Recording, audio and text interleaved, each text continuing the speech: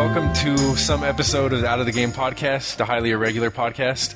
I'm Sean Elliott. Today I'm joined... Not nearly as irregular as Sean Elliott, I might add. I'm fucking regular, man. We discussed this at the end of the last episode. That's Robert Ashley you just heard, joining us from Crusty, Georgia. We've also got M. Guy Kroll. Hola. And we have Jeff Green. Hello. And voices you won't hear are our producer, Matt Basley, and our show note... what would it be? Our show note taker, Jacob Karsemeyer. Stenographer. Dude, this is what we get for recording this when we wake up. And just for those fans who are keeping track, this would be Out of the Game episode number 18. Okay, that works. What in the world was that? Okay, so to start this off, I'm going to monopolize actually and get us warmed up. We late last night decided, okay, we got an extra hour. We were bored of all the games that we usually play, and we decided, well, let's pick something old enough so that if we get a hack for it, we can go in and fuck around. It's not going to matter any if we get banned. So we ended up deciding on Call of Duty 2, and the problem ended up being is that we were running it on Steam, so none of the hacks we found would work because they're basically like fake launchers. So it ended up not working with Steam. But we said, okay, let's just play it. We downloaded it anyway. It was just interesting to me to see what happens to game communities. I mean, we've talked before about what happens to game communities when there's basically no one left. Like that time when I jumped into multiplayer and there was like one single dude in the entire game world who I called the last of the Mohicans. But this time there's a lot of people playing, but they've all sort of balkanized into these little subsets of people who think they know what the ultimate expression of the game ought to be, and they're all equally fucking insane. So like, I mean, one of the thriving servers is called Christian Snipers, and you go in, and the first map was some horrible mod, and it was like all Super Mario Brothers themed. And the first thing you hear when you get in is like, I don't know, man. It sounded probably like that Tea Party guy dressing up like a Waffen SS on the weekend or something, trying to do his best to like fucking German impersonation, telling us about the state of the battle. And then the next thing I know, someone gets a headshot, and it's like, hallelujah, hallelujah, hallelujah. And then there's like scripture scrolling on the top left of the screen about fucking Bible verses and shit about your aim being true or something. And so that was like, okay, whatever, fuck this map. So we leave and we go to another one. And every time you join a server, you have to download some fucking mod for it first. And, you know, they're all auto-installers, so you have to sit there and wait. And you're like, okay, great, let's see what cool Beavis and Butthead sound effects can we add to the game to make it more exciting. But so it turns out that one of the groups, I'd say there's about two groups of players now, and you can't find a straight pure game anymore. And the one have this, they call it extreme, and they insist that you have to crouch. You can't even fucking walk, let alone run, right? So, and it's enforced by the fact that like if you walk anywhere for more than a second, it'll take your weapon away for an allotted amount of time. And if you walk around for like 3 seconds or something, it'll just fucking start telling everyone in the server, you know, this guy's walking, he's walking, and then it'll fucking kill you. So wait, so this is like Crab Core of Duty? Essentially, yeah. I mean, the most I could figure out is they think that it's like tactical or realism or something, but instead we're in this big map in Tunisia in North Africa, and everyone's just creeping around like fucking slugs waiting for someone else to move, and just like bitching anytime someone actually does stand up. And then doesn't it just make them easier to kill? Why would you because care? they're harder to see, right? And you can only, you know, it's like it's a lot more static. Everyone just is in this huge map, and you just like are creeping around the entire time, you know? And it's not, I mean, that game's never about dodging, really. I mean, because on a mouse, if you see someone on your screen, chances are, if they're not behind cover, like right away, you're going to kill them. Mm-hmm. I don't know, but I don't know where it was going, but I thought it was pretty fucking amazing. And Are you it was going to play it depressing. more? Or No. are you done? I'm fucking done, dude, unless I can get the hack to work, because that was perfect. It's like, God, I wasn't looking for aimbot or anything. All I wanted was just like a wall hack so I can see everyone's outline through walls. And then the reason being in that game it's so fucking great is that you get the smoke grenades, and you just smoke up the entire map as much as you possibly can, and then you jump on one of the mounted machine guns and just fucking blast everyone across the entire map through the smoke. It just makes me think of, being a kid and you would play games with your friends, and over time you would adjust the rules because people would constantly be sort of like arguing about it. I mean, I remember playing basketball with cousins who, we would decide like that blocking was illegal. Because, like, we were terrible. And if you could block a shot, we were fucking never going to fucking make a basket. That's exactly what it is. So you just sort of, like, make that shit up as you go along. You're like, yeah, or you go over to some friend's house and it turns out they're, like, fucking dyslexic or something and they have their own Scrabble rules, which basically mean any combination of letters whatsoever are fair game. It also sort of reminds me of, like sort of, when you hear about anthropologists or someone discovering like a lost tribe somewhere, like where there was a tribe of Jews in Africa. I can't remember which country it was in. It was a war-torn country, and Israel ultimately airlifted them out, and they had these. Their sort of practice of Judaism was very orthodox because of how long they had sort of been separated from, I guess, the trunk of mainstream Judaism. It was just kind of like, that was kind of wild. And like what you're describing here is how far people have gotten away from the original intent of Call of Duty and turned it into their own thing. Yeah, we essentially found the fucking FPS Khazars. Right. You need to go in there and become like a Call of Duty 2 fundamentalist and like teach people how to really play the game again. Bring back the word. Or you could just be like, Kurtz in Apocalypse Now. You could just go in there and be king. Well, that's what they were doing. That's what the people who would impose the rules. What was worse is so we start talking shit on them for their dumbass insipid server rules, and immediately everyone's like, oh man, like they have like, how can you have fucking bootlickers in 2010 because you're a Call of Duty server fucking host for some stupid asinine mod you made? But nonetheless, they were there, and they kept trying to kick us, but they had some rule where we didn't set our player names, and they won't let you just be unknown soldier, which is the default in the game. So every time you die, the system's constantly changing your name to something that they think is funny, like, Bedwetter 203 or like Pants Shitter 568. And it ended up working in our favor because to kick you from the server, they have to input your name. So I just throw a grenade and kill myself real quick to change my name before they can type out the long-ass bullshit that they decided. And they're all laughing like, oh yeah, Bedwetter, But by the time they were making fun of me for being Bedwetter, I was Pants Shitter. So that shit was like sliding right off of me. But they were all just like, and then they thought they got us, and they'd be like, oh yeah, that was good. No one lasts long here with whatever wing and a prayer. It was the fucking server admin with wing and a prayer in here doing that pimp administration law. He's tough, man. He's the thing hammer. Is, that really, like, this goes for any game franchise or any random, like, game franchise mod community. I mean, this scary shit is everywhere, right? I mean, you could search any random game and you're going to find, however unlikely, and find some rabid community still totally devoted to it.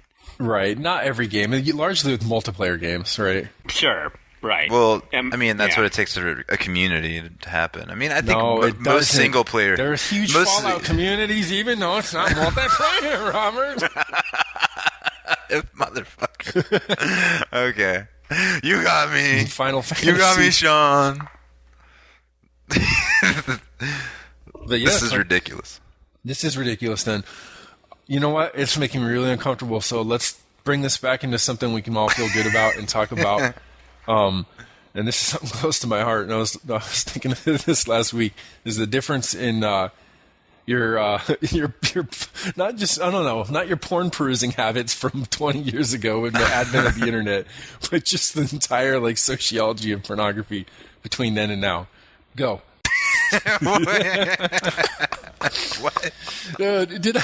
Just thinking of like, the whole thing where like now like porn is fucking ever present. You can get anything you want and it's absolutely free. Whereas like And I think of the kids now that are growing up, and you see on like forums and shit, whatever it is like NeoGAF, like non-gaming or something, and you find there's some thread about nude pictures of Jessica Alba or something league, and everyone's like, oh, gross, and you're like, are kids just different now, like, or what the fuck happened? And I started thinking back of like the shit that I would have to jack off to in high school because there was nothing available, and so it's like I mentioned this before. Back in the day, but not quite Sears catalog bad. I mean, that's like junior high when you got nothing, right? You're just like hoping your mom's going to order some Victoria's Secret catalog so you can hijack it or some bullshit. but no, like in high school, there'd always be someone who'd get their hands on like a porno, but it would always be from like a gas station or something. And I talked about like the Colossal Combo series was one of the ones that would always be going around for us. And it was just like, it's when they first started figuring out that like a porno with like an hour long with the plot, that dudes are going to jerk so quick they're never going to get through the fucking thing or remember what's happening. They need a synopsis of last week, dude. Oh yeah, they were doing it doggy style. That's where it was. But and there would just be like nasty shit, like chicks with this horrendously fucking disfigured boob jobs, from that era, where it looked like you could see the inflate to 50 psi like valve stem on the side of their memories. And like, there's this one I remember. Dude, come on, you guys! I'm gonna cop to some of this shit. You guys need to fess up. And I expect all you're of out you, on a limb here, except for you fucking. started it. We know N guy won't go here, but you, Jeff, and Robert. Dude, I'll go here. I got to say, like, I think I may share something with the modern kid who might stumble upon some crazy shit on the internet, because I feel like all the porn that I found when I was a kid, I think like all my friends' parents were complete perverts. Because like everything that we ever found was just disturbing. I mean, like, really, one of the first things I ever saw was this fucking porno called Dr. Love Juice. That was like about a guy who ran a hotel who was like 200 years old, and he was living forever. He was living forever because he would sneak into the hotel rooms of women who stayed at his hotel at night and like drink the juices of their secretions? Yes, exactly. Like, so he would like sneak into the rooms and stick a straw in between their legs and like suck this liquid.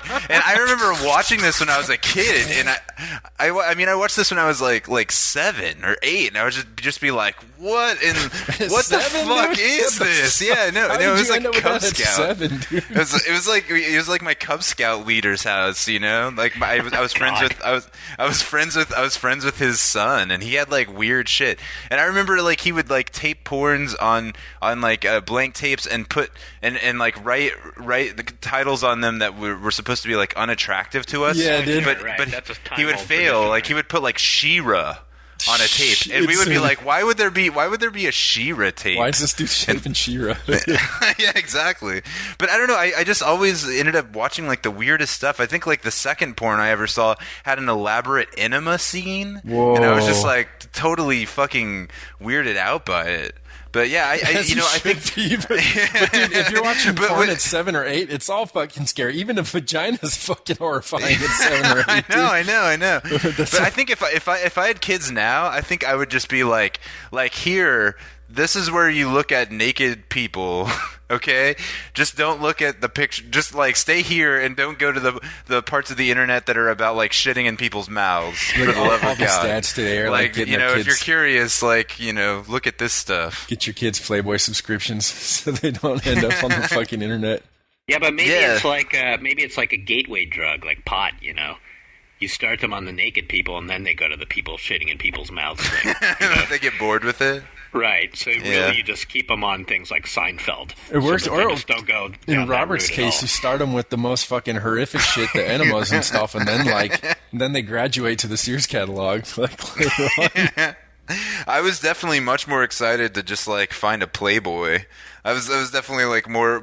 I don't know. I was always like having the weirdest like run-ins with stuff. I mean, I remember when I was like, still really young, walking to middle school, walking past a Safeway, and we found someone's dropped like package of developed pictures. Like they had developed pictures at Safeway, and we opened them up, and they were like this guy wearing like knee-high stockings and taking pictures of his dick, and we were just like really fucking Safeway? weirded out. Yeah, it was just sitting on the sidewalk outside Safeway, in Grand Prairie, Texas, and so it's just sort of like, oh my god. So, Now, would it have taken a lot of courage for this guy to bring his photos in to be developed at the Safeway in Grand Prairie, Texas? I would imagine. I can't What was imagine he like. thinking? I don't know. I mean, certainly people saw every picture that you brought in back then. You know, Yeah, 'cause they had to each develop one. them. Yeah, yeah. Right. But I this was don't also know pre-internet, what- right? So he knew they couldn't be scanned and, Sure, thrown up there was on- no such thing as digital photography, so Right. or at least not consumer level. But There were Polaroid cameras. I mean, if you're gonna, Yeah. I guess people don't think about all that stuff. And you Yeah, just hope that there's like, I remember thinking that back now, yeah, me and one of my girlfriends would take pictures of this. She'd have a bunch of pictures of her, take them to fucking Safeway and get them developed. But we'd just be like, they probably see a ton of this shit, dude. There's nothing weird going on, so fuck it, dude. Like, I'm sure there was a lot of that self-bargaining going on. I mean, my first job out of college was a film developer at Wolf Camera, and we very rarely ever found any shit like that. But when something like that popped up, you know, the other dude who like Everyone's ran the gathered development was like, oh dude, come over here, look at this. yeah. Should have thought of that. What Of about, like, course. you still haven't, dude, I know for a fact, especially you, Jeff, like, did everyone had to have caught to, like, stroking it to some shit that was so crummy that as soon as they were done, they're just like, you couldn't bring yourself to get the VCR out of the VHS out of the VCR. You Listen, just wanted nothing I'm a to do. family man. Like, so. I remember this one time, it was like a fucking graduation party, and someone got like a movie, it was like fucking this Miss fucking Claus themed with a bunch of elves who were of course midgets, and they got it for a joke, but I remember because there was nothing available, it was making the rounds among all of us afterward. And we're like, fuck, but Mrs. Claus, like, you could zero in, you're like, Mrs. Claus looks nice, you know, like, but there's a bunch of fucking midget dicks poking at her. Like, did you just kinda, Okay, like, we need to get this back on the rails. This is insane. this is the rails, dude. What happens when Sean hosts? I'm not done until I tell you about the time when there's this one in this one episode of Colossal Combos. It was my first exposure to like peen breakage, where this guy. This guy's dick was crooked to begin with, but the girl was on top riding, and she was just going hard, you know, and it popped out, and you could just see, we all hit slow motion, because it'd be like sitting on a hill and watching a train ready to fucking hit a car parked on the tracks, and it comes down. And Unstoppable. And twing, and the guy's fucking dick turns into a T-bar, dude. Like a fucking perfect 90-degree angle. Like he could shoot around the corner. Like if you're cruising around town, you'd have to watch out for like a dick poking around the corner, getting ready to shoot at you. Wow, okay, this is the episode I'm not linking to on podcast.com. Are you sure? I think. Hey, Bejeweled fans. Yeah. All right, let's just get serious now. Let's get serious, everyone. God.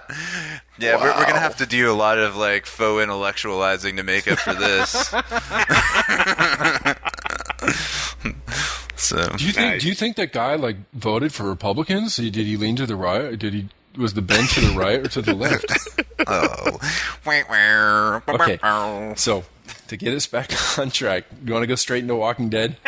Well, Sure. I mean, here's a segue. I think I'm really glad that my wife went shopping right before we started taping, because I think she'd be disgusted by what I'm talking about. And similarly, I think that I discovered that if you have like a Sunday night Mad Men watching habit with your wife, that doesn't necessarily translate to a Sunday night Walking Dead watching habit, because she spent like the entire hour and a half like being disgusted. She's really not into violence. Really? And that's a pretty... My wife made it through about 10 minutes of Walking Dead. Well, the first scene alone of the first episode was bad enough, but I told her to hang in there, and she made it until he until he wandered outside of the hotel for the first, or not the hospital for the first time, and that was it.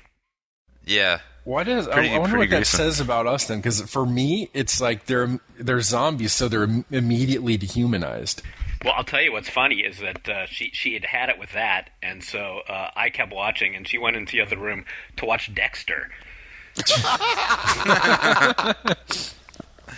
I don't She know. laughed. She admitted that there was something about that. But yeah. I think that the thing is horror. Like some people, for some Yes. reason, they draw a line at like the grotesque or like things that are just. I mean, immediately in Walking Dead, you have like the scene where he comes upon this like half of a body that's still alive, dragging itself across the park with its guts That was hanging out. horrific. Yeah. Yeah, and like that's not something you see in polite movies, and that's immediately like something that I find strange about the Walking Dead TV show is that like already half the time it's a soap opera, and then the other half the time you're looking at like a Megadeth album cover come to life. It's fucking Also weird, And I was really surprised by the level of the violence. I mean, I knew that there were. No, I should say that the depiction of the violence. That when he shoots the girl in the head, or maybe it's not that scene, but later. I mean, there's a significant blood spurt, or even when the before the zombie apocalypse part, that early shootout where he gets shot. That was really bloody. For television, Yeah. I thought I was shocked at the level of violence. Well, going to what Sean was saying, the idea that zombies are immediately dehumanized. I think from the very first moment, the very first scene, and hopefully we don't have to say spoiler alerts for people because Yeah. we're gonna be talking about the comic, we're gonna be talking about the TV series, and this assumes that you've read both. Read the comic and have watched the first As far episode. as the comic goes, too, we can talk around that a little more. I'd say we can get like absolutely explicit scene by scene with the show. In the comic, I mean, there might be certain things where we might avoid. Yeah, but I don't think we need to like hit like plot points of the comic or anything to talk about. Well, it. I don't think we So- should if the TV show is going to start going there. Yeah. There's some though. I want to let N-Guy finish, but I think I know where he's going. We'll, and we'll there's feel our something way that through it, would- but I think the opening scene where there's where I guess it's a flash forward based on the events of the episode, but where he shoots the little girl in the head, and the little girl is a zombie. Is I think the show is very even more so than the comic book is trying to rehumanize the zombies. By showing the little girl, she's got the. You don't immediately know the way the scene is shot that she's a zombie. You suspect because you know what you're in for, but Right. she's got the little bunny slippers on and kind of shuffling along. So she could be someone who's just simply lost her way, gotten separated, and then when she turns around, there's still aspects of humanity left, but not much. It's like the ghost echo of a human being, and that's why he hesitates. He doesn't immediately shoot her.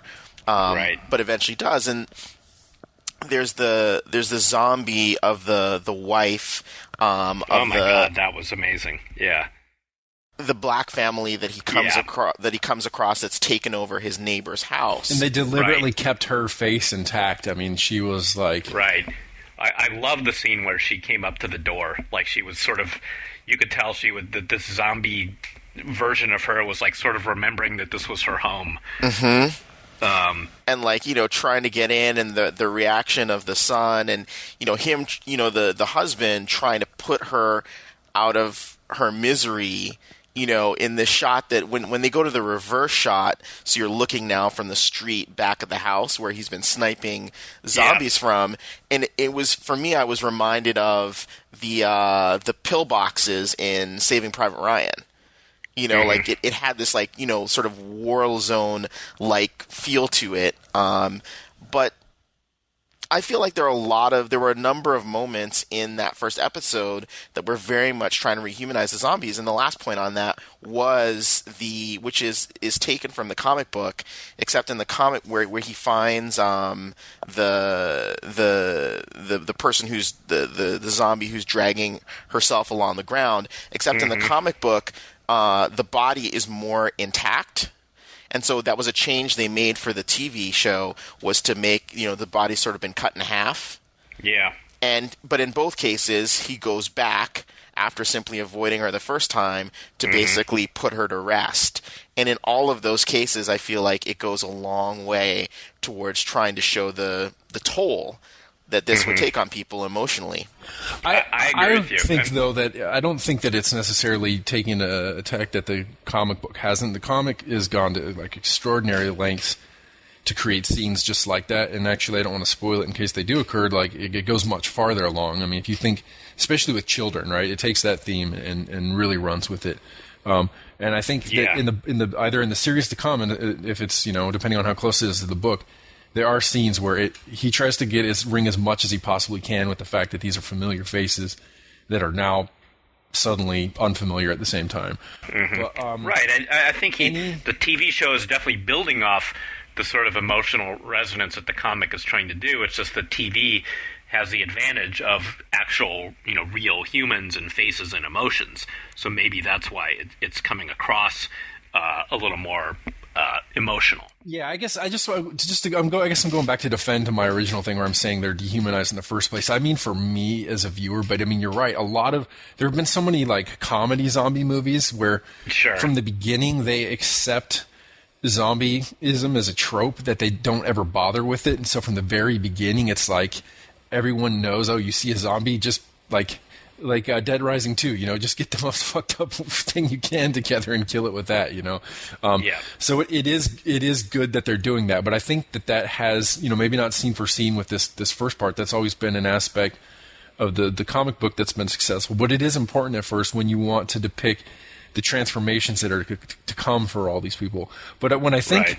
I guess when everyone's like, I hear a lot of people amazed at like, I'm surprised they didn't pull any gore punches and they showed the violence. So I think of like, well, the real test is going to be how they handle the people on people violence that comes to characterize the series, because that is absolutely, I have no doubt of it. There's just no way it can ever happen on screen, on TV. And it would Well, it's going to be interesting because it's like I was saying before, I think even that first shootout with the cops and those idiot guys in the car was really brutal for television. It was, but remember, this is a series where a dude gets his asshole scraped out with a spoon, and then his eye scraped out with that same spoon. And that's just a teaser of right. I forgot about all that. You're right. Spoiler alert. As far as like the humanizing zombies thing, I feel like it's they are definitely trying to like carve out some space where they are not just like a thoughtless.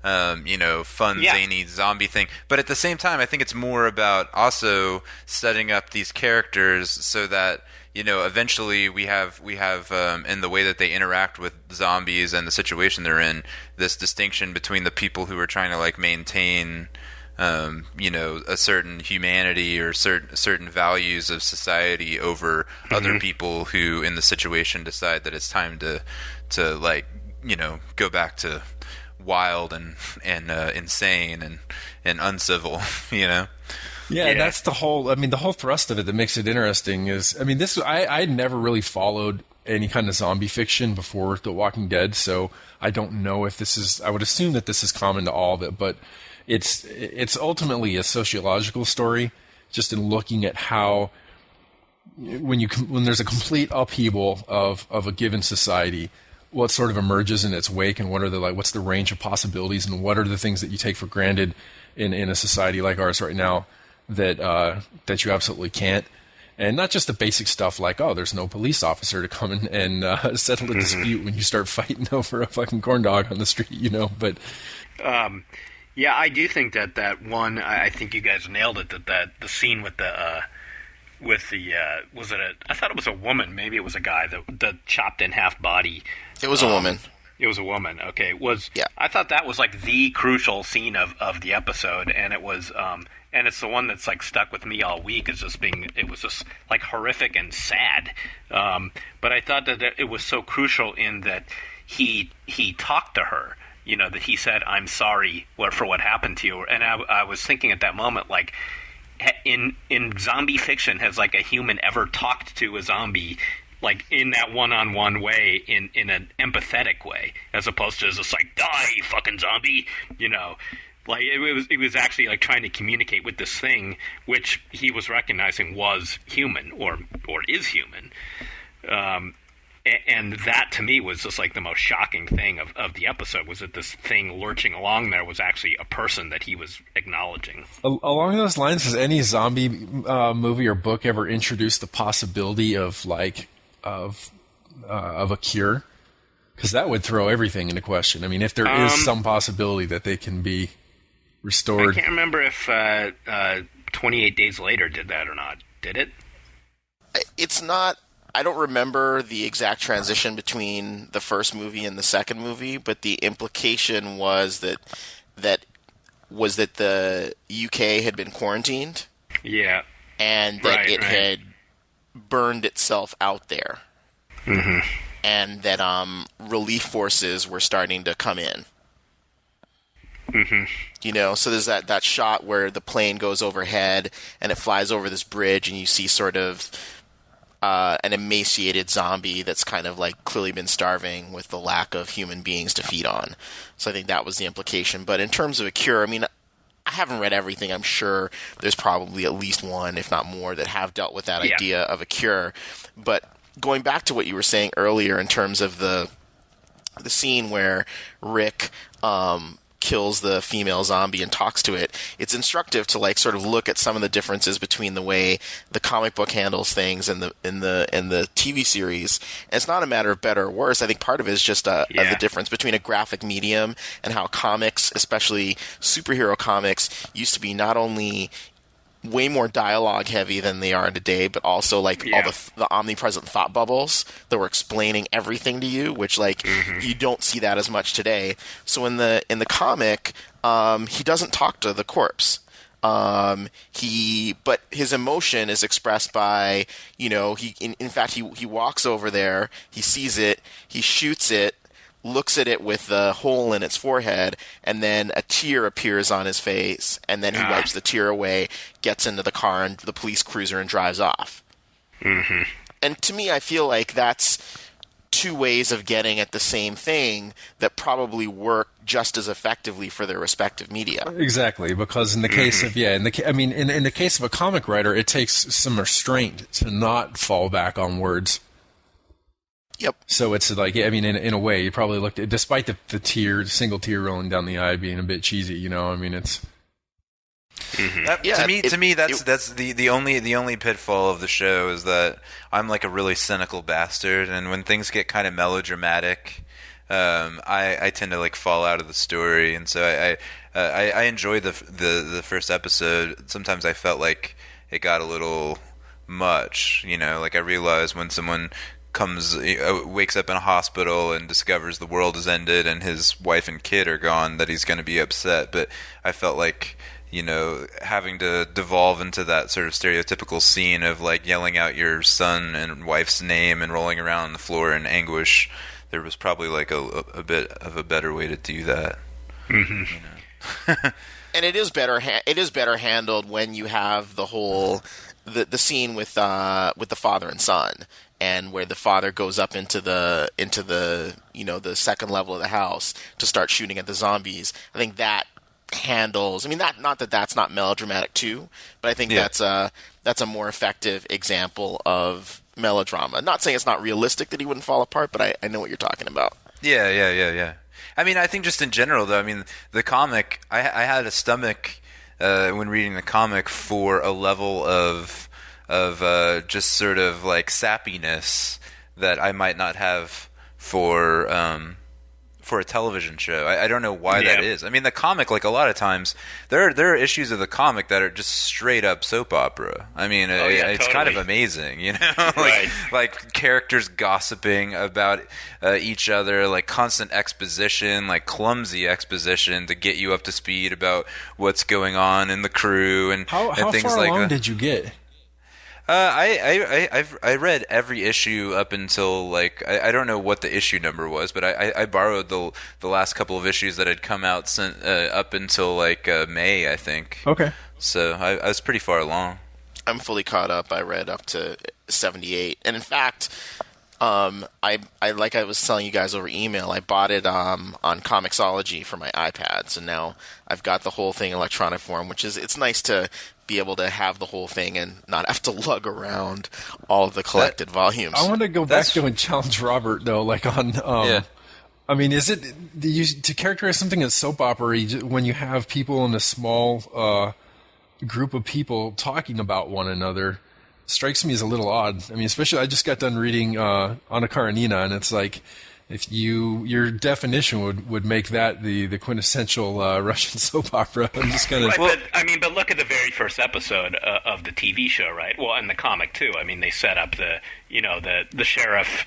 The wife thinking that her husband is dead and shacking up with his partner. I mean, that's straight up soap opera trope, right? I mean, but there's a lot of that. There's a lot of that in the book too. It's like somebody's pregnant, and the women are like out farming, and they're talking about stuff, and like the men are like having their little power struggles, and there are mysteries that involve the romantic relationships between the characters. There's a lot of like romantic relationship stuff that to me in the comic book felt soap opera-ish, and I say this as someone who was raised by a single mother and spent an outlandish amount of my childhood watching General Hospital, One Life to Live, all that stuff. I tend to think of soap operas though as being like another extreme. I mean, when you think of soap operas where it's like just desperately trying to maintain ongoing fictions well past their expiration dates and introducing just really, really trite and hard to believe.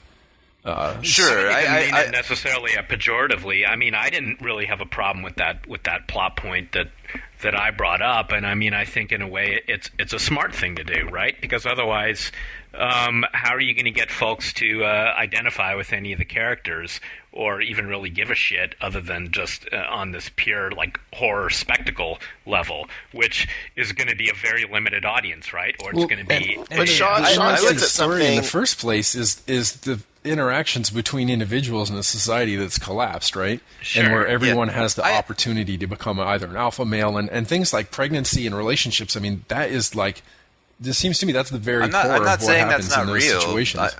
No, but Sean, I think Sean's getting at something interesting though, is the idea that that any kind of that storytelling plus time, maybe in over a long enough time scale, everything trends to soap opera.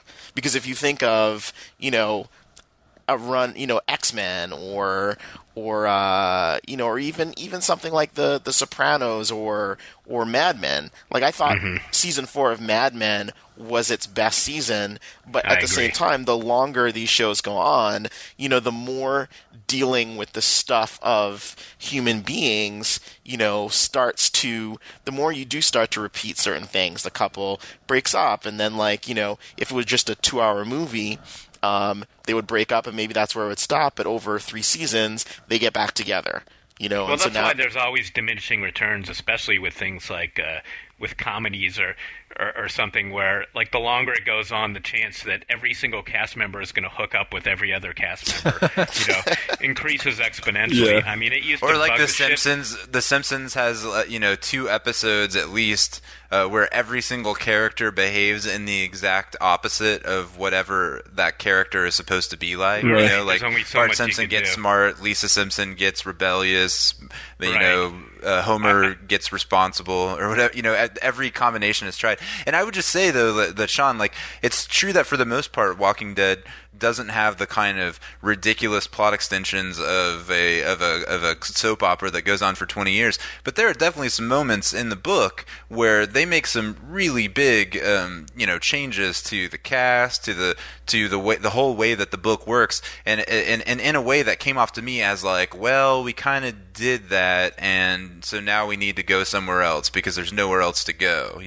There are a couple of moments in the series where I feel like the story basically just dissolves and has to, they basically have to like recast the entire the entire story because they just wear it out, Right. So totally. I think like in what terms of happens. TV, that can be go a ahead, good Jeff. thing.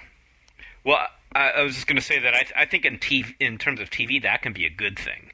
That that they'll be if the TV show follows along the comic book, the fact that they're going to have to constantly switch up the story and introduce new people and dispose of other ones, I think is going to be good for the series on television.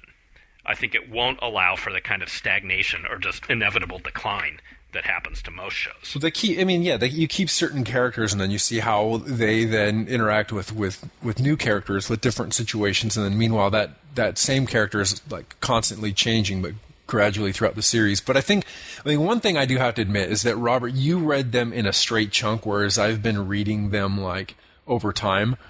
Like as they're so you, it very well might be the case that my memory's like just flat out wrong here, but I as far as I remember it, when I think of the series, I tend to think of it as having a fairly strong through line, despite all the big upheavals that happen to context and to certain characters and stuff. But that and that through line's been consistent. And it's one of the reasons why I think I've remained satisfied with the series, is that I've never really felt as though something is bullshit or something was just done for the sake of injecting some interest into the series and then not being willing to deal with the repercussions of that. And that's one thing that like really distinguishes it from a lot of other comic books, where it's like on the really most basic level, you're like, oh, I'm going to have someone get shot because that's a big scene. This is Lost couldn't even do this. Lost always wanted the excitement of that having someone shot would bring to an episode, and never wanted to consider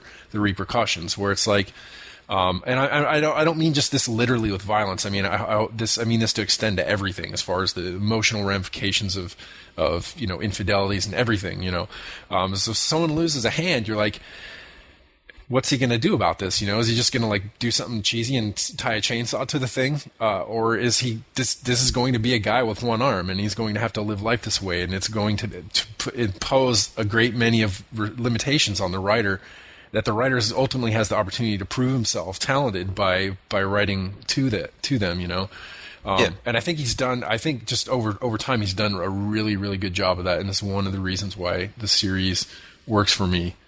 I mean, I would just say that I greatly enjoyed reading the books, and I mean, I remember, several nights when I had borrowed the big volumes, just staying up way too late, reading them one after the other, because they're incredibly addictive. And I've never read a serialized comic. In general, I'm not a comic book guy. The only comics I had read before that were like 8-Ball and Acme Novelty Libraries and Adrian Tomine and stuff like that. I'd never read just like a regular, serialized comic book. But I just think that when you're telling a story over a long period of time, where you might have an idea of what the arc is, but where the details are beyond planning, that inevitably you might find yourself written into a hole. And there's one thing I want to get specific about that maybe people who haven't read the comic book but are watching the TV show might not want to hear. But what I wanted to make the point of is when they find themselves in the prison, over this time period, everyone ends up in this prison that they see as a safe place to be. And there's a long string of books where they're inside the prison and basically like trying to create like a stable situation. I really felt like over a period of time, the writers or whoever planning the comic book must have really felt trapped there. Because over time, there's really not much you can do. You're still like a zombie comic book, and you clear out all the zombies, and maybe there's a threat from the outside, or you send someone out to check out what's out in the world. But after a while, I really got the feeling that there was a big turn that happens in the plot, where it just seemed like they just had to rid themselves of that and enable it to, in order to go back out into the world, they had to really, really dramatically cut the cast, and I feel like that was basically a reboot. In the same way that like I love Mad Men, and season 4 was like practically Bizarro Mad Men. It's like it actually makes no sense. It's a totally different show. So it's a me, good show. That same scene though, I think it struck me as being deliberate. And for me, I guess I'm surprised that I had this reaction, because they were in the prison a lot longer for me, so to speak, because getting 32 pages every month. And what I felt was that they were setting it up so that they were buying whatever the power of whatever contrast and the shock of whatever was to happen. So all the events that immediately follow the prison, if they had been in the prison for 2 issues and they had all the altercations and stuff that they did in the prison and it was immediately followed by what happened, it wouldn't have had the impact it had for me. I mean, I think it was a matter of like lulling, because in order to take the series where it went, he had to lull both the audience and the characters into a sense of kind of complacency and into like home. Like, okay, this is how things are going to start to work for us, you know? And then for me, it just worked because it was just such a dramatic fracture from what had been going on. Well, there's 2 things. So along the lines of that plot, when they get into the prison, and the reason they end up establishing themselves there is because it's got these high walls. So it's a very defensible position against zombies and anyone else who would seek to do them harm. But then you have the whole sort of play on the fact that, you know, well, the safest place to be, or one of the safest places to be, is in a prison. In this post-apocalyptic society, they have to deal with, you know, continuing spoiler alerts, surviving prisoners who are there, and sort of try to integrate them into their society as best they can. But to Sean's point about instilling a sense of complacency in the reader, you have characters in it responding to it, most notably Rick's son Carl, who is actually starting to freak out about the fact that everyone's starting to chill and act like it's like that there is some sense of normalcy. I think the character of Michonne also has a bit of a similar reaction, or maybe that actually comes later on in the storyline they're at now, where they come to another society and try to integrate themselves. But I really thought that it did work to have them there for so long, and you also got a really strong contrast between the society they were trying to establish, which is functional but not perfect, and another society that they encounter, which is also functional, but let's just say a lot more imperfect than the one they were trying to establish. Right, and he was able to juxtapose the two at the same time. But I mean, just on like a basic level, you know, like the reason why the characters in the book decide that they can't get by on having their own home and trying to find a stable situation is the same reason why when you play Fallout, you don't start out in the first town and just go like, you know, sit in a hut and like gather some stim packs and decide to become a member of the community. It's because, you know, like narratively they have to go out and explore the world. That's what the book is about. So you know that they could never stay anywhere, you know, like it's about exploring this new world where there are so many possibilities because, you know, civilization is over. Well, they have, you'd be surprised if you read where the book's at right now. I think it's like on issue 80 something. 78. They're back in another sedentary environment, so to speak, and the world is coming to them so far. It makes for an interesting contrast between, you know, and comparison between what's happening in the prison and what's happening in the new society that they're in, because, you know, one of the things that keeps coming back as a theme is leadership, and what does it mean to be a leader and have to make decisions and have to be accountable to and responsible for the lives of all these people. And it's something that the main character very much struggles with, and he himself is flawed and imperfect. He doesn't always make the right decisions. And these have very strong ramifications for the other characters. So I mean, I think to see that theme kind of continuing to circle and evolve, I think that's been one of the best things about the comic book. And like in addition to that, I mean, almost compliment it. It's like the sociological stuff I keep hinting at that he. So you have the equivalent of like first contact. You know, when you have first contact between societies or like different groups of people. And while it's not quite the same as like Captain Cook and his crew meeting the Hawaiians for the first time, he's always playing up, I think, to a pretty good degree, like what happens when a group of people encounters another group of people, and there's like absolutely no reason to trust one another, and there's every reason to suspect that they have entirely different customs and histories that they're not going to make available to you off the bat. And then like the difference between what happens, when they like you said, when they try to establish their own society versus what happens when they try to get incorporated into an existing one. And like it seems very intentional for me. And like, I think if he thought that if I was a writer and I fucked up and said, okay, I'm going to put these characters in this prison because that sounds neat, I'm just going to like go, wing this and see what happens and then try to write them out of it. And then I said, oh God, that was a horrible mistake. And I had to resort to a contrivance in order to break them free from that. The last thing I'd want to do is put them back in another situation that had as much similarity as the current situation does to the prison, although it is different. And I think it's what Robert said, is that ultimately, to be interesting, it needs to be an odyssey. They need to be on a journey, and so they'll periodically stop in these places and settle, but eventually something is going to push them out of their comfort zone. Right. If they just stay and chill and rebuild a society, you're talking about the end of the series. Yeah, it's like Battlestar Galactica. Can I tell you how weird it is that I just moved to Georgia?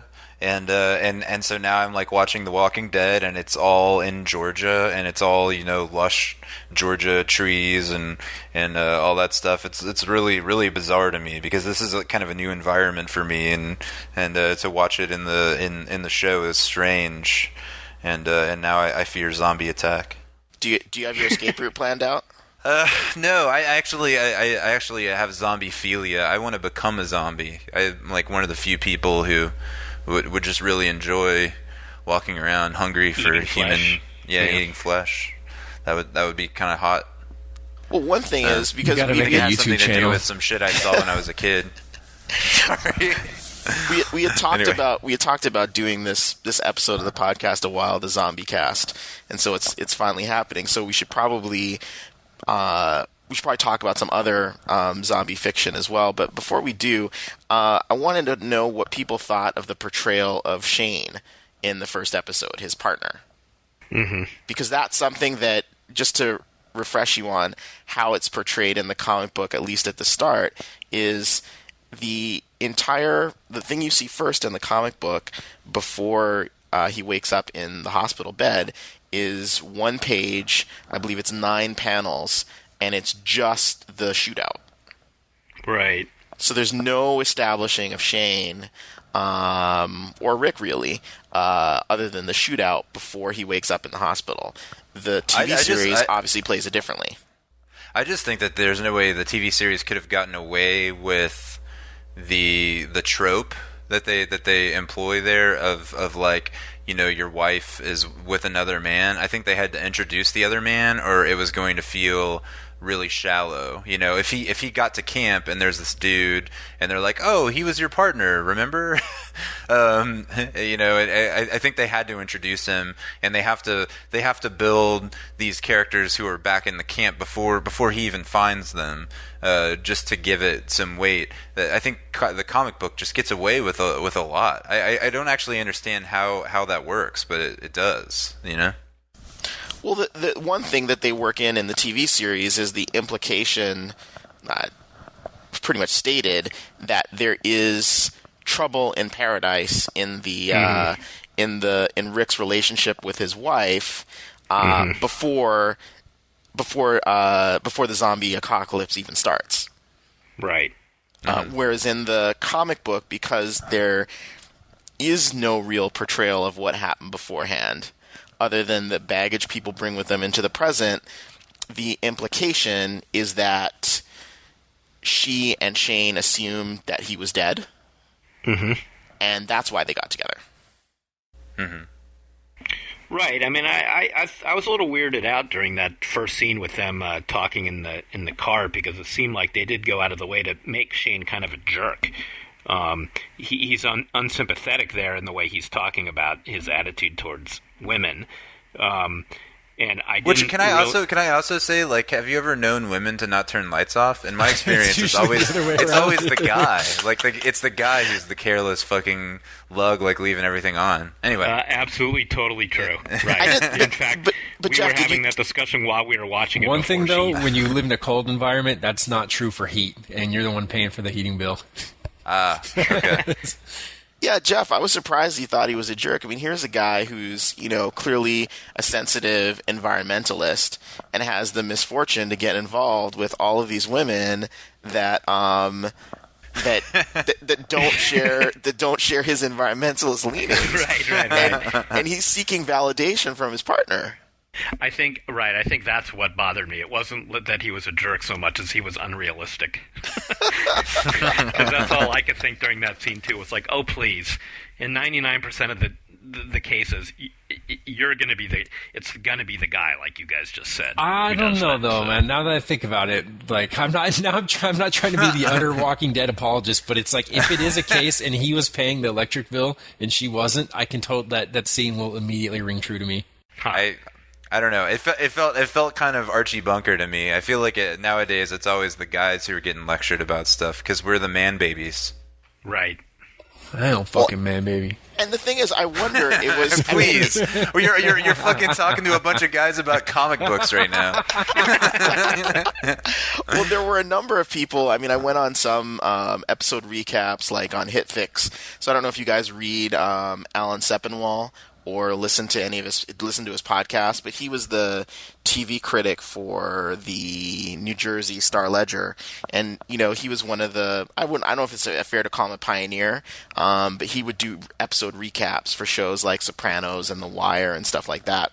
And so when I start watching a show like Mad Men or Breaking Bad or whatever, I like to go read the episode recaps and sort of see what his thoughts are on this stuff. And a number of people there sort of felt like you did, Jeff, that Shane was unfair, was portrayed as a real jerk in it. And there's part of me that sort of wonders, like, because it's kind of a funny conversation in some ways, even though it is obviously very sexist. And I sort of wonder, like, is he meant to be just straight unsympathetic, or is it sort of supposed to be good old boy charm? Is it supposed to appeal to the bros who are watching? Like, I wonder how to take it. Because he is clearly, again, spoiler alert for people who aren't as familiar with the comic book, he does become an antagonist. Mm-hmm. Yeah. Yeah, I don't know. I think that maybe it was also sort of setting the scene for, manliness. Like, that there was about to be some manliness unfurled on television. To start off with some jokes about women or whatever. I think part of this is also that it's filling the Sunday night slot of Mad Men, and I don't think that that's necessarily what they had in mind when they created the scene, but it is a good sort of dose of testosterone at the beginning to let people know that no, this won't be about nice costumes and inner office gossip and stuff. But yeah, I don't know. I think that they also needed him to be a jerk just for what happens, Mm-hmm. Yeah. But he's definitely not very likable. I mean, I don't really know any guys who are from the 1950s who think like that. But if I did, maybe they would think that guy was the cat's pajamas or something. Mm-hmm. The bee's knees. The bee's knees, or whatever they thought back then. Tell us about it, Jeff. Yeah.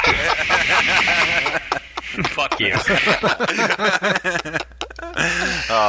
I just turned 32 this week, so it's okay. And I gotta tell you, it's 2:25 in Georgia, and I am wearing pajamas that have Super Mario all over them. Are you fucking kidding me? Please. Seriously, We're back to the man baby conversation. Yeah, I know. Are you really wearing? You're literally dressed like a man baby right now. I know, I am. Why do you have Super Mario pajamas, dude? Hold on. From...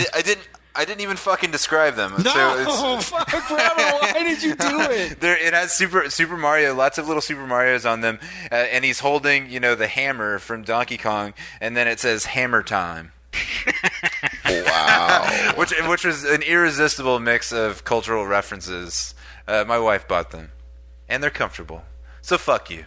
And you gotta give it up for Stanley Burrell, aka Hammer from the East Bay. Yeah. Exactly. I definitely was a big fan when I was a kid. I used to ride around on my bicycle, blasting "Too Legit to Quit" from a boombox on the handlebars. Wow. Grand Prairie, Texas. He goes to the Hardly Strictly Bluegrass Festival now every year.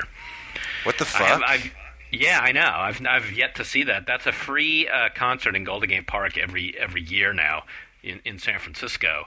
And it started out as a bluegrass festival, but over the years, as it's gotten more and more popular, it's not just bluegrass, but it does tend to be kind of rootsy music or Americana type stuff. So, but even Elvis Costello was there this last time. Blues Hammer is going to headline this coming up one. Shut up. Yeah, so MC Hammer's been there the last couple of years. I don't know what that's about. What, like he performs or? Yeah. Maybe he does. Maybe he performs for some of those really annoying bluegrass covers. You know how like bluegrass bands can cover any kind of music because bluegrass is has like such a defined idea that you can basically like run any melody through it and it seems to like work out. Maybe they do like. Well, he could also just be Hammer sort of like the minstrel act before the bluegrass comes up. God. Wow. Okay, I feel like to satisfy the zombie appetite that we whetted long ago with the zombie cast idea, we should resume that a little bit. So the thing we're going to talk about is some of us have read World War Z. Yep, I read it. Yeah, I read that. And obviously we've seen 28 Days Later and, some of the classics and stuff like that. So where do you guys stand on fast zombies versus slow zombies and the terror inspired thereby? Good question. I thought that the fast zombies in the Danny Boyle movies were terrifying, and I loved them. And I thought it was a great idea, and I have no particular loyalty to one form of movement over another. So I would never be on the internet like expressing outrage over how zombies really should move or not. So I just thought it was a cool, different take, and I thought it was great. And I have gone back and watched the old Romero movies, and I do have more of a problem with that now. I still like it. I think those first few, especially, were amazing, but they also don't look that threatening either. Well, the thing with 28 Days Later was that apparently Danny Boyle cast former Olympic athletes and people who ran track and things like that to give them the sense of moving not unnaturally fast, but much faster than the typical human being, so that they would move like athletes, almost. And I definitely, the way they would close the gap in the movie was definitely terrifying. But I'm agnostic on the subject of fast zombies versus slow zombies. It's all about, is it good? And shambling zombies can be scary too, and the TV series does a really good job. Again, very much derived from the comic book of that scene where he's on the horse in the first episode and gets surrounded. Right. That's definitely terrifying, and they don't need to be moving fast to be scary like that. That's true. That was fantastic. Just in the sheer numbers. I also thought the scene under the car was just completely terrifying. I thought maybe that was the most scary moment of the episode, and I couldn't remember at that time if that was even in the comic book. But to me, that was like capturing both like a fear of claustrophobia and being trapped, along with how the heck was he going to get out of that situation. So you're right. I mean, certainly the slow lumbering zombies en masse can be terrifying. Yeah. Yeah, and the way they ended it was the episode is again a bit different than the way it ends in the comic, but it's really well done. Yeah. In the TV series, I was very impressed. Yeah. Yeah. So I think, yeah, I agree with you that fast or slow doesn't really matter. It ultimately just changes how you have to handle it. If you look at video games, it seems like a pretty perfect example. Like if you're designing Left 4 Dead versus if you're designing Resident Evil, and just means, from the writer's perspective, you just have to handle it differently, and it means that certain options won't be available to you, but certain other options will be, and just gives them a different feel. Like I said, it's ultimately what you do with it. It seems kind of obscure to me to argue like in the abstract about which is better. This is an opportunity for you to plug Killing Floor a little bit, right? Yeah, I guess so. Well, their Killing Floors, Killing Floor is a little slower. It's a little closer to Resident Evil than Left 4 Dead, and part of the satisfaction I get from Killing Floor is that the ammo scarcity is definitely an issue, and then you're also trying to make every shot count so that you can kill guys, but it means that you're focusing on the head for the most part. And for whatever reason, just the simple pleasure of like knowing that you have to get the shot in the right spot and that other people are going to, be competing to get that shot at the same time as you, and they'll likely see it when you make the shot, ends up giving it a cool feel, combined with all the other stuff that you can pull off, like if you have a weapon that has insane penetration properties like a crossbow that will basically shoot through like 6 guys, and yet it's got like a very like slow reload rate and very few bolts available. You need to then play in an entirely different way where you're trying to line up a bunch of slow moving zombies so that you can shoot through 6 of their heads in a single crossbow bolt. So that plays to your whole for player for challenge and skill and stuff like that when you're playing games, more so than Left 4 Dead. It's a different kind of skill. No, Left 4 Dead, I mean, it requires skill, but it's just different types of skills, And so there's the one just like quickly spraying your gun around and blasting tons and tons of dudes really quickly. I also think there's one of the benefits you get from Left 4 Dead is that nowhere is safe. They're just constantly pouring into the environment. You think you jump up somewhere and they're immediately coming after you, versus a slow one where there's always some kind of fun in kiting your enemies and managing managing your position and location relative to enemies is just as important in Left 4 Dead, but for entirely different reasons, And so it's like in a slow zombie game, like you could back up, but at some point you're into a wall, and so you're deciding as you're doing it and thinking like a couple steps ahead, whereas I think it's a little harder to do in the frantic pacing of Left 4 Dead, where I guess that's pretty much it. Just that seeing what's going to come and get you. I actually wish that more games would explore both paces. I like it when the pacing of something changes. I think it would be fun to be playing a game as slow as Resident Evil that somehow managed to ramp up every once in a while to be absolutely terrifyingly frantic. Play Killing Floor. It has a bunch of fast guys as well, and then it has the interesting shit where like when you aggro them, they become fast after a certain threshold. So it's like you actually want to so they have this big chainsaw wielding zombie, and before you he's always coming at you slowly, but before you start doing damage to him, you want to make sure that there's a strong likelihood that he's just going to come charging right at you. So you want to make sure, one, that you're reloaded, that you've got enough health, that you're moving toward a position where it's going to be helpful, that you have teammates there to prepare for it. And then they have others that are just fast in general. They have these like quick moving spider guys that are a lot closer to the Left 4 Dead guys, and they mix it all up, but they throw it at you in different combinations based on how well you're doing and the level of difficulty and all that. Yeah, that sounds cool. I've been meaning to check that out. I'm such a fanboy of those guys. Like, I mean, I'm looking. Have you guys seen their any of the videos for the new Red Orchestra? Was that what you posted the other day? You posted something about like a tank game. It's not just a tank game. That just happens to be for tank maps. If you are someone in a tank. Okay. That video is awesome. He's like interviewing with translation problems and a bunch of Russians. Just like, why can't you get out of the tank? He's like, because it's not fun. And I was just waiting for one of them to say, well, in Russia, we think it's fun to get out of the tank. Wow. No, they just make games. They make games on the cheap, so to speak.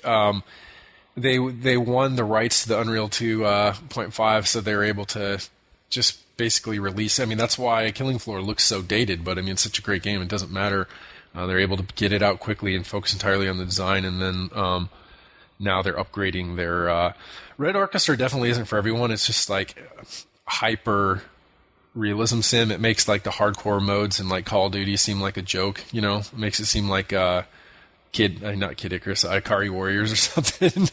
But the fact that I'm just glad that they're making it, you know? I mean, without them, this stuff would not exist. Yeah, I've never played like a super realistic combat game. Like I know there are all these various, especially PC games out there. Like what are the Arma 2 game that was supposed to be like some ultra realistic thing. Mm-hmm. I need like to discover some more patience in myself to be able to do something like that. Right. Yeah, I'd say it's definitely worth giving it a try. You might be surprised. I mean, you'll note a ton of shit that you aren't excited about off the bat, but you'll like if you give enough time, you'll probably start to appreciate it and like see what it has over the spawning. Die spawning. I mean, which is like... Yeah, well, right now I'm playing neither of those things. Like, I mean, Left 4 Dead is probably the last game I played any sort of online, shooter kind of game. I haven't had any appetite for that lately for some reason. So maybe that's the kick in the ass I need to play something online. Before we get back to World War Z, answer me this. Have any of you played Kirby's Yarn? I just want to know if it's co-op play.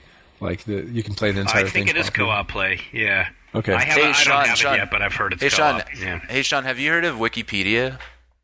Dude, I don't want to read anything about games at all other than, like, I'll look at, like, GAF forums until I get so, like, irritated. Usually I scroll down like 3 or 4 posts before I get disgusted and close that as well. I just look at like my Steam like front page and like just listen to what people in the office say. Like I totally like OD'd on that shit.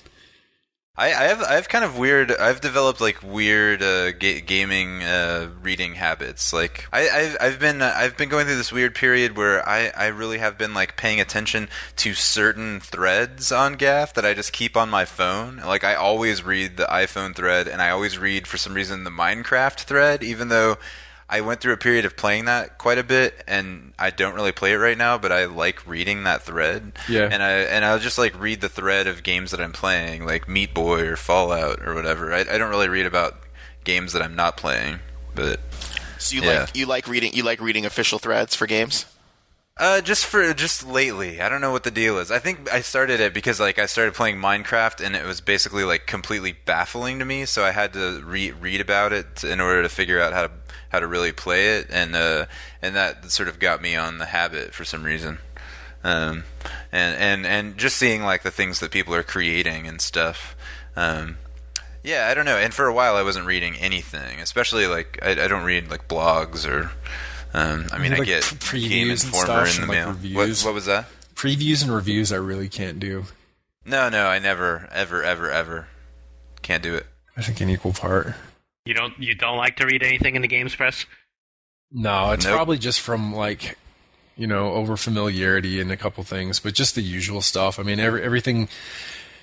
I mean, I know there's good stuff out there if I look for it, but I just far too often I just feel like I'm reading the same boilerplate over and over again, and like I just can't get past it. Certain words and I tweeted it a little while ago, but I really enjoyed Matt Leone's piece on LMNO. If you guys didn't see that, he wrote it on for OneUp, and it's sort of a post-mortem of that Steven Spielberg game that never happened, that EA was working on. Oh, that's cool. That sounds like a good story. And not only was it a good idea, but it was well executed. He really did his research. It was just level-headed. He got into it like some good background. He got some good quotes and interviews.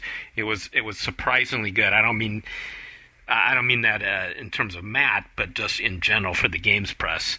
It was exactly the kind of thing that I think all of us would like to see more of. Yeah, for sure. I like to read stuff like that. I do recommend searching that out on OneUp. So, man, I'm so glad that Jeff was able to come up with something like nice to say. That's so awesome. No, because I don't mean to shit, because I know for a fact that there's good stuff. I mean, part of it is like, for whatever reasons, I end Disinterest. up on the shit. It's just like this self-perpetuating, self-affirming cycle where, like, I'll be looking at GAF, expecting to get annoyed and close that, but then I see a link to a review on some other site or a preview or something, and then I click that, and immediately it's like the first thing I do is just like send the link to Rory or whoever, and we're just like, oh fucking Lord, and talk shit on it, and then say, well, video games, gaming gamers, everyone, we're gaming gamers, and then close it, and then hate myself. And for me, I just gotten to a point to where like I don't really have that much time for games in my life in general, and yet I'm at a point where I'm like, when I do play games, I'm really enjoying it. Like, man, I really like Sunday is my sort of day to relax, and I play a lot of games, and I spend a lot more time like playing games than I do reading about them, because I just honestly don't have time to run out and get every cool thing that comes out. So if I find something that is holding my interest and I'm enjoying it, I'm not really like out there shopping around for other stuff, and I'm not really like following the scene if a scene exists. Right. I've got Twitter, and I still hear about stuff, and I still know about the things that really float my boat. So it just doesn't matter to me anymore. And it's in that phase that I'm in too, where it's like, despite having like said, oh, let's get us out of the usual cycle of previews and reviews and cover some other aspects of gaming, but now it's the stuff I really just don't care about, the so-called gaming culture. Like, the fact to call it a culture to me, just like, I don't know, it's a little bit odious. Like, it's a gaming culture. This is who we are. We are gamers, by gamers, for gamers. Like, I don't give a fuck. Like, it's like, it's just a part of my life, and I guess that's just, I mean, I don't know, I sound cynical, but I absolutely do love playing games. And it's like, actually today I have play dates with some people from work where, we're specifically playing some stuff, just to talk about it as we play, research type material. And it's like, it's just different nature of the conversation at that point. And that's just kind of what's interesting to me now and what's useful to me. So that's, it's just a case of my head being up my own ass, but that's so be it. Yeah. But I do think there is a gaming culture, and I think though that like maybe we missed the boat on it a little bit. I feel like it's a little younger and a little bit more. I don't know. Like last night, I walked into town and I watched this band from Atlanta called Curious, who are basically like an Animal Collective style, kind of like psychedelic sample band. And they start out the set with a little like sound piece, and I'm like, wait, what is that I'm hearing? I hear this sample, and it's fucking Navi from Zelda. From like the Nintendo 64 Zelda going, hey, listen. And afterwards, I talked to the guy. I'm like, hey, that was cool. I heard the Zelda sample, and the dude who is kind of like hipsterish just starts going off about like every nerdy thing ever. He's like, did you hear like there was a Princess Mononoke sample? And I'm like, oh man, sorry, I didn't mean to start this up. I didn't want to have an actual conversation with you. No, I did, but like I didn't expect the guy to be like a high level nerd. But like the sort of the nerd thing is just huge. The Navi sample should have probably been a tip off for you. Yeah, probably. But Sean, I would also say that don't forget what your job is, right? I mean, you're deeply immersed in the gaming culture. I think it's just that you're too busy, like, making them now to be, wanking off about them intellectually. It is, and it's not. No, I mean, in part, we're doing that here, right? I mean, we're wanking off. Sean's just mad that I'm not wearing Andrew Ryan pajamas. Exactly. No, I think it's just the proportion. Like when you just getting older, and I mean, when it's your career, like, okay, it made sense for me to do that. But I mean, even if I wasn't working in the games press the way it was, I would never have paid that much of attention to any of that. And I never, like even when I joined EGM, I'd never read any game websites. I knew that GameSpot existed, and I found that out like a couple weeks before when I started looking into it. So I think it's just true to character, but it's just all things in proportion, right? My life is characterized by a number of interests, and like, just for someone who wants to like live and breathe gaming and have that be their principal stamp of their identity, it's not me. But it also, Sean, it just so happens that you're just the kind of guy who's more into videos of people shitting on stuff than than someone who's and into reading I have about multiple video like games. locked forum accounts just to talk about that in that culture, in the pants shooting culture. No, dude, you're being a dick just because I saw Jackass 3D in 2D. Hey, I saw that means Jackass I'm 3D. a shit fetishist. That movie, though, dude, That movie is filthy. Did you guys see and- that? Anyone else? So we're I not. haven't I seen did. it yet. No. I haven't seen it, but is it really? I only saw the first one, but is it really more filthy than the second one? I mean, didn't they drink horse semen in the second one? Yeah, I didn't see the second one. All I know is there's a scene in the third one. Spoiler alert! If this is a fucking spoiler, there's a scene in the third one where they have this they have this fancy 3D camera, and they have these like art pieces that they're showing between the stunts, and one of them is they zoom in on this tiny town that's like a toy train, like a model train town, and they're going through the different elements of the town, and they arrive at this hill. And all of a sudden, the hill erupts. This green hill erupts like a volcano, and you're like, "What the fuck?" my God. And they pan back, and you realize it's this guy's ass, and he is ejecting like a plume of diarrhea into the air, and it's just so filthy. It was like unbelievable. They also So, did more like that. They had that other scene where it's like Spike Jones editing it so that it seems like some just feel good old timey baseball clip, but it's really one of the guys pitches a golf ball or a ping pong ball at another guy's cock who uses it as a bat and then bats it. It's a pretty good hit, and by the way, I don't know how many takes it took. And then another guy playing a fielder catches it in his mouth, and it's just like the fact that there's no one laughing or anything. It's just set like an art piece. And it's super slow motion. It's like super slow motion, high fidelity 3D. Like it looks immaculate.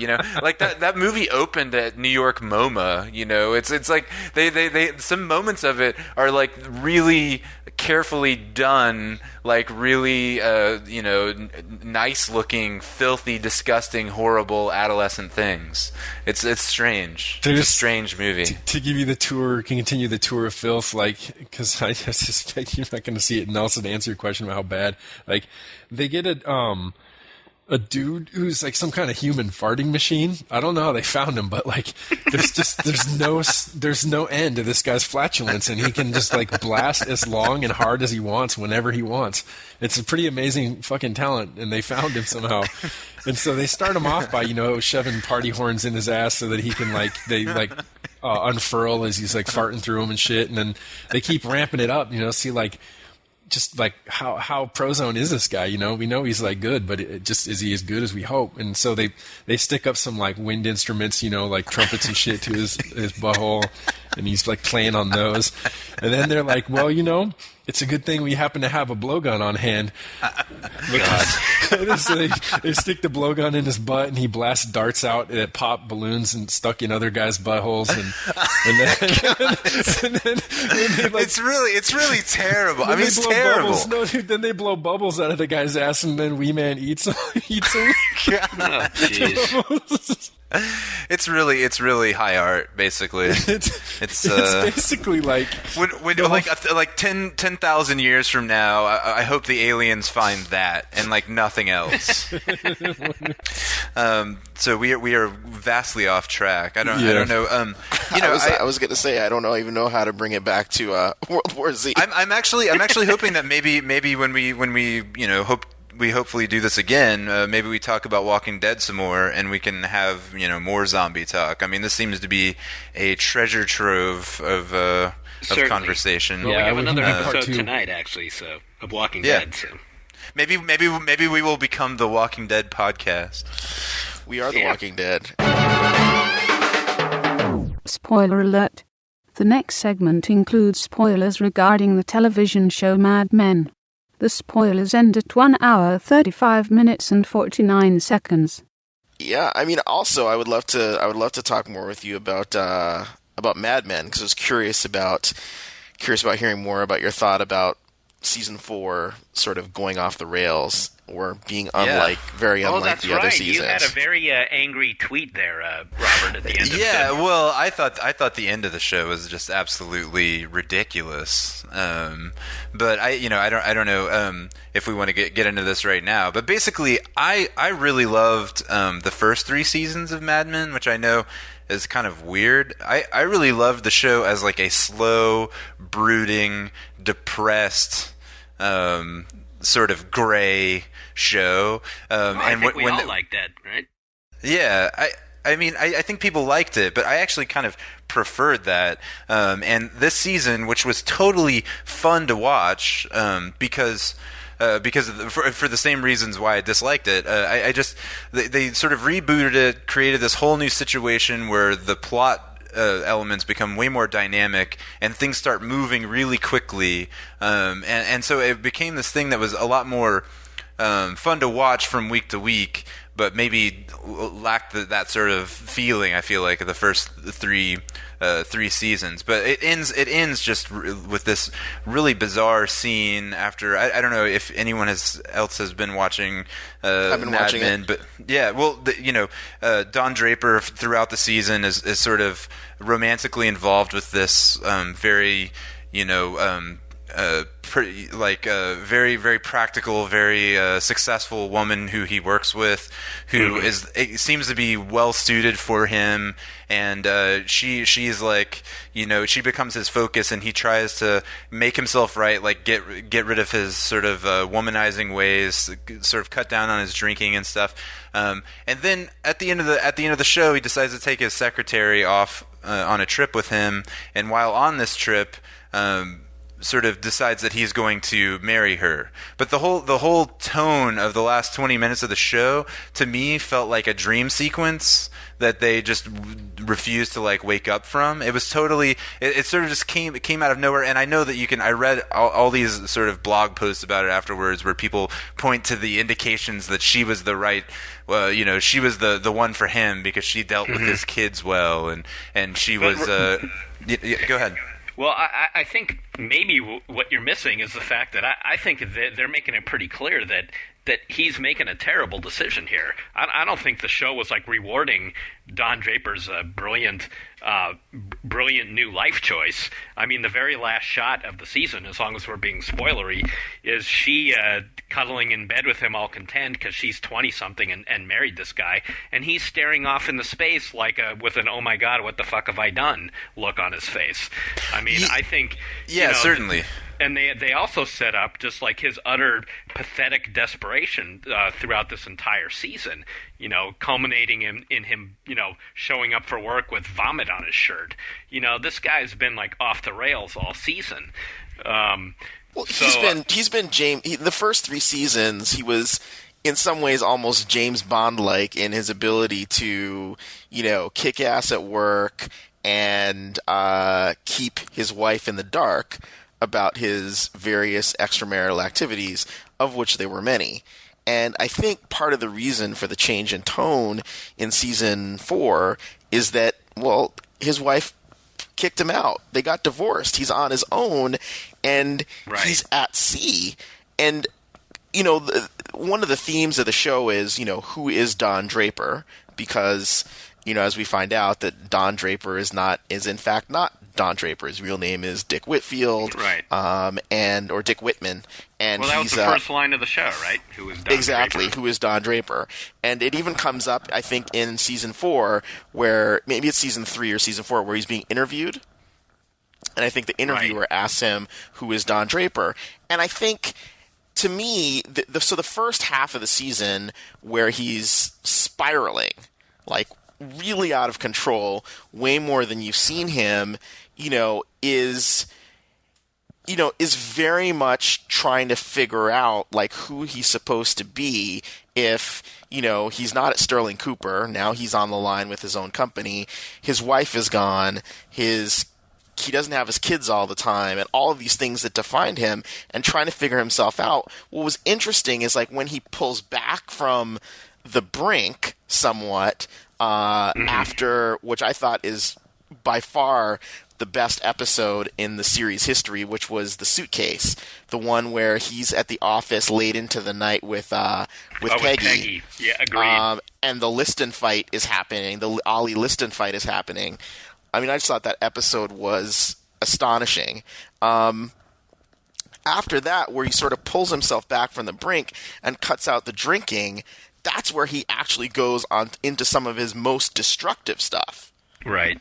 With, the whole thing, like, where his eyes off the ball when Pete is recruiting, is trying to woo military clients, which leads into a background check, which is going to determine that he's not him. Mm-hmm. And this whole stuff. To me, the whole thing with the final episode where he marries it is that there's a path he's on which seems to be almost trying to find a way to integrate who he was before he became Don Draper with who he is now.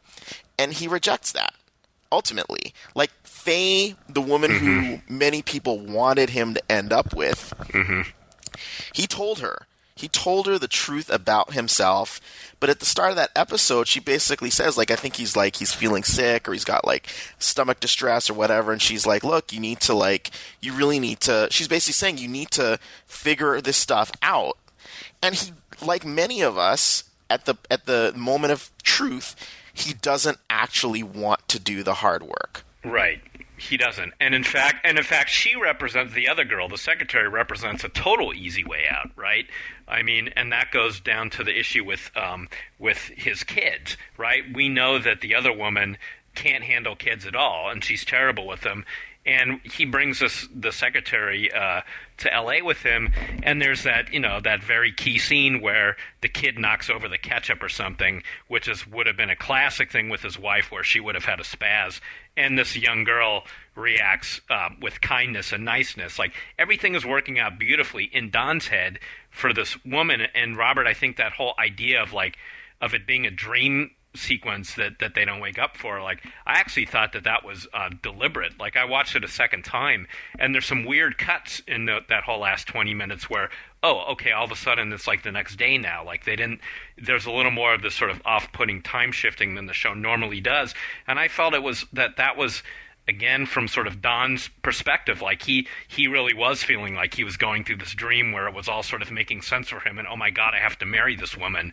And that last scene with him laying in bed at night, I felt was like him waking up. Yeah.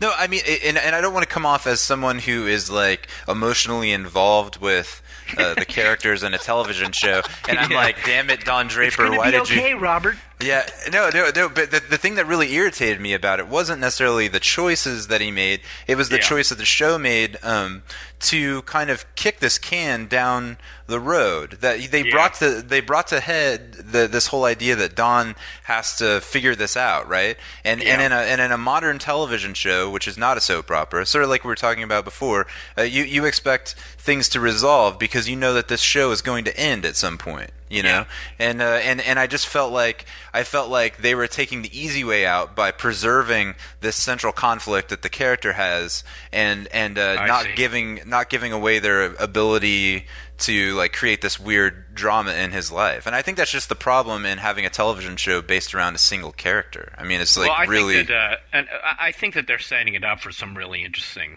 conflict, though, next season. I do not predict that whole scenario of his to last for very long, right? I mean, there's some huge questions going on with that.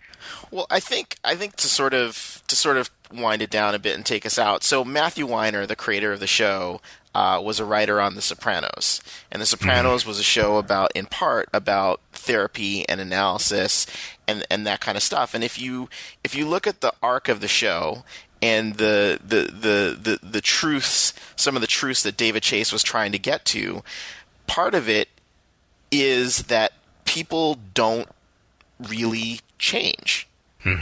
Right? Or people don't really change all that much. The characters who tried to change the most in the show, one of the most notable being, I'm forgetting the name of the character, but the mobster who was gay. Oh, sure. Yeah.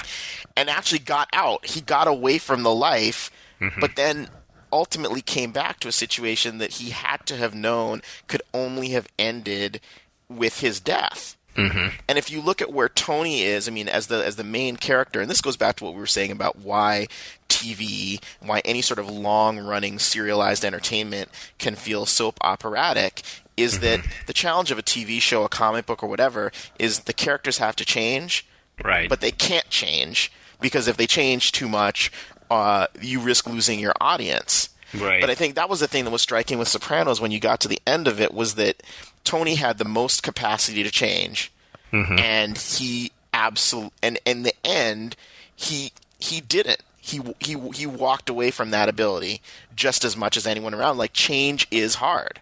And I thought that was what was so provocative about the 4th season of Mad Men, was here you had a guy who was, first of all, spiraling, which I think was sort of threatening to the viewers in many ways, and then when he finally seems to pull it together, in the end he can't really do it. Right, he can't pull the trigger at all, and that's just because he's kind of just pathetic, as he's always been. I read an interview with what's his name, Matthew Weiner, is that his name? Yep.